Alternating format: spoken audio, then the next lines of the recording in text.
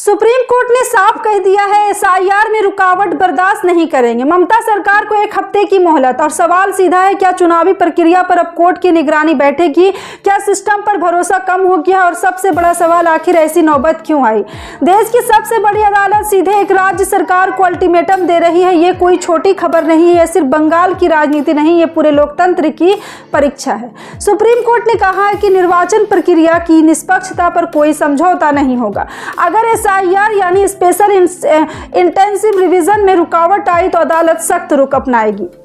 अब आप सोचिए, कोर्ट का ऐसा क्यों कहना पड़ा? क्या चुनाव आयोग अपनी जिम्मेदारी ठीक से निभा रहा है, या राज्य सरकार और चुनावी सिस्टम के बीच टकराव इतना बढ़ गया है कि मामला सीधे सुप्रीम कोर्ट तक पहुंच गया? आप खुद सोचिए, जब कोर्ट को कहना पड़े कि रुकावट बर्दाश्त नहीं करेंगे, तो क्या इसका मतलब ये नहीं कि कहीं ना कहीं रुकावट की शिकायतें आई हैं? ये सीधा सवाल, क्या आपको अपने राज्य में चुनावी प्रक्रिया पर पूरा भरोसा है? क्या वोटर लिस्ट चुनावी तैयार और सिस्टम पूरी तरह निष्पक्ष है? कमेंट में जरूर बताइए, क्योंकि यही लोकतंत्र की असली आवाज़ है। अब मामला समझते हैं आसान भाषा में और आपको भी समझाते हैं।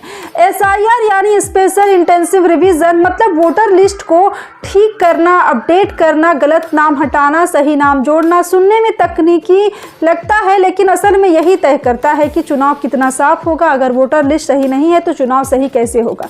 सुप्रीम कोर्ट ने कहा है कि निर्वाचन प्रक्रिया की निष्पक्षता सर्वोपरि है, और इसी वजह से ममता सरकार को 1 हफ्ते का समय दिया गया है। यानी साफ संदेश की काम ठीक करो, वरना कोर्ट खुद दखल देगा। अब सवाल उठता है, क्या ये सिर्फ प्रशासनिक मामला है या इसके पीछे राजनीति भी है? बंगाल में चुनावी माहौल हमेशा गर्म रहता है। बीजेपी बनाम टीएमसी, केंद्र बनाम राज्य, और जब अब कोर्ट की एंट्री, तो क्या ये टकराव बढ़ने वाला है?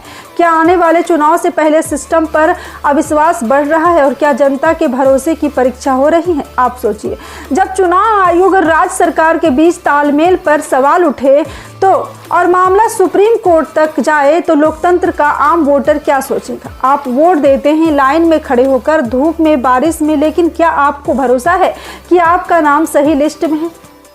क्या आपको भरोसा है कि चुनाव पूरी तरह निष्पक्ष होगा? अगर कोर्ट को अल्टीमेटम देना पड़ रहा है, तो यहाँ ये सिर्फ सरकार के लिए नहीं, ये पूरे सिस्टम के लिए चेतावनी है। अब सरकार की तरफ से क्या कहा जा रहा है? ममता सरकार का कहना है कि सब प्रक्रिया के तहत हो रहा है, लेकिन कोर्ट ने साफ कहा है देरी या रुकावट मंजूर नहीं। यानी गेंद अब सरकार के पाले में है। 1 हफ्ता सिर्फ 7 दिन, और उसके बाद क्या होगा? क्या कोर्ट सख्त आदेश देगा?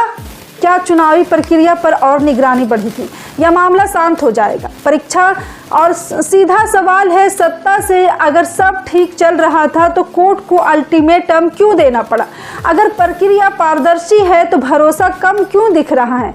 लोकतंत्र सिर्फ वोट डालने से नहीं, अब यहाँ लोकतंत्र भरोसे से चलता है, और जब भरोसा पर सवाल उठता है तो सबसे बड़ा नुकसान जनता का होता है। यह मामला सिर्फ बंगाल का नहीं है, यह हर उस राज्य का मामला है जहाँ चुनाव होते हैं, जहाँ वोटर लिस्ट बनती है, जहाँ जनता तय करती है कि सत्ता किसे मिली। अगर वोटर लिस्ट पर सवाल तो चुनाव पर सवाल, और अगर चुनाव पर सवाल तो लोकतंत्र पर सवाल। क्या आपको लगता है कि कोर्ट का ये कदम जरूरी था, या ये राजनीति टकराव का हिस्सा है? आपकी राय क्या है? कमेंट में खुलकर लिखिए।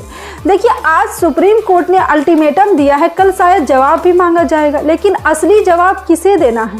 सरकार को, सिस्टम को, या हम सबको?